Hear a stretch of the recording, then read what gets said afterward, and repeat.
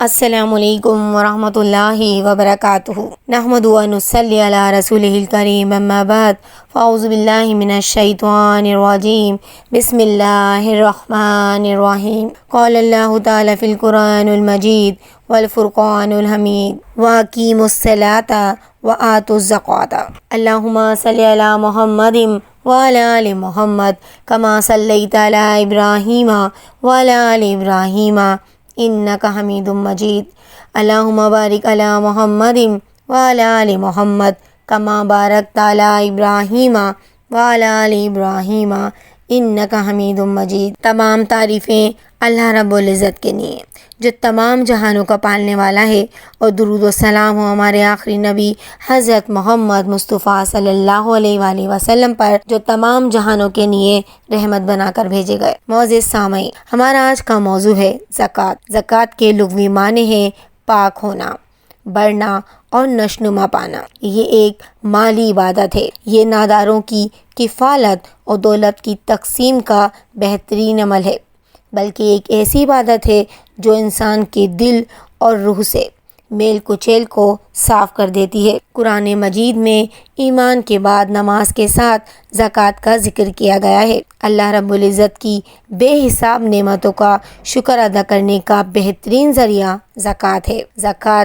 ہر صاحب نصاب پر واجب ہے۔ جب ہم زکوٰۃ ادا کرتے ہیں تو یہ ہمیں یاد دلاتی ہے کہ یہ دولت جو ہمارے پاس ہے وہ حقیقت میں ہماری نہیں ہے، بلکہ اللہ رب العزت کی دی ہوئی امانت ہے۔ اور جب بندہ مومن اللہ کی راہ میں اور اس کی خوشنودی اور رضا کے لیے اسے خرچ کرتا ہے تو اللہ رب العزت اس کو ضائع نہیں کرتا، بلکہ اس کا بہترین اجر اسے عطا فرماتا ہے۔ فرمان ربی ہے، بے شک جو لوگ ایمان کے ساتھ نیک کام کرتے ہیں، نمازوں کو قائم کرتے ہیں، زکوٰۃ ادا کرتے ہیں، ان کا اجر ان کے رب کے پاس ہے۔ ان پر نہ تو کوئی خوف ہوگا اور نہ ہی یہ غمگین ہوں گے اور نہ ہی اداس۔ قیامت کے دن زکوٰۃ ادا نہ کرنے والوں کا مال اور دولت گنجا سانپ بن جائے گا، اور وہ ان پر مسلط کر دیا جائے گا جو انتہائی زہریلا ہوگا، جو انہیں مسلسل ڈستا رہے گا اور کہے گا میں تیرا مال ہوں، میں تیرا خزانہ ہوں۔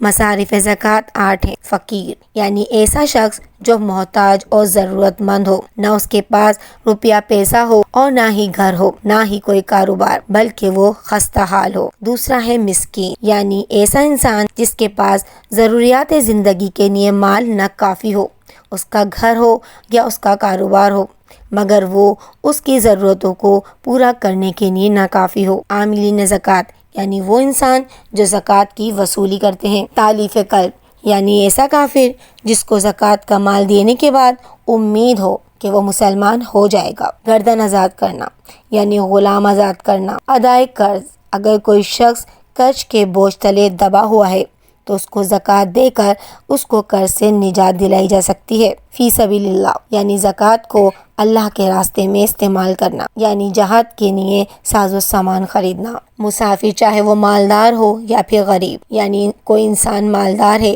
لیکن دوران سفر ضروریاتی زندگی کے لیے پریشان ہے تو وہ انسان زکوٰۃ دے سکتا ہے تاکہ وہ اپنی منزل تک پہنچ سکے۔ آپ صلی اللہ علیہ وآلہ وسلم کی آل کے لیے زکوٰۃ حلال نہیں ہے، نہ ہی غیر مسلموں کو زکوٰۃ دینا جائز ہے، اور نہ ہی مالدار اور صحت مند انسان کے لیے زکوٰۃ لینا جائز ہے۔ اسی طرح والدین، اولاد اور بیوی کو زکوٰۃ دینا جائز نہیں ہے، کیونکہ والدین، اولاد اور بیوی کی کفالت مرد کی ذمہ داری ہے۔ اونٹ، گائے، بکری، زمین کی پیداوار، معدنیات یا پھر دفن شدہ خزانہ ہو یا پھر شہد کی پیداوار پر بھی زکوٰۃ ادا کرنی ضروری ہے۔ 7 تولہ سونے پر زکوٰۃ ہے، جبکہ 52 تولہ چاندی پر زکوٰۃ ہے۔ اسی طرح 52.5 تولہ چاندی کے برابر تجارت کا مال اگر ہو تو پھر اس پر بھی زکوٰۃ ادا کرنی ضروری ہے۔ فرمان ربی ہے، اے نبی، آپ ان کے مال میں سے صدقہ لے کر انہیں پاک کریں،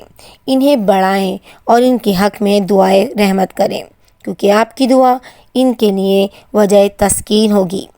اللہ سب کچھ سنتا اور جانتا ہے۔ اس لیے آپ صلی اللہ علیہ وآلہ وسلم کے دنیا سے تشریف لے جانے کے بعد جب عرب کے بعض قبیلوں نے زکوٰۃ دینے سے انکار کیا تو ابو بکر صدیق رضی اللہ تعالیٰ عنہ نے ان سے جنگ کا اعلان کیا۔ جو لوگ زکوٰۃ ادا نہیں کرتے وہ مال کی محبت میں اس قدر گرفتار رہتے ہیں، اور ایسے لوگوں کو اللہ رب العزت نے سخت ترین عذاب کی وعید سنائی ہے۔ اللہ رب العزت سے یہی دعا ہے کہ وہ ہمارے دلوں کو کشادہ کر کے ہمیں راہ خدا میں خرچ کرنے والا بنائے، اور ہمیں تمام فرائض کو بخوبی سر انجام دینے کی توفیق عطا فرمائے۔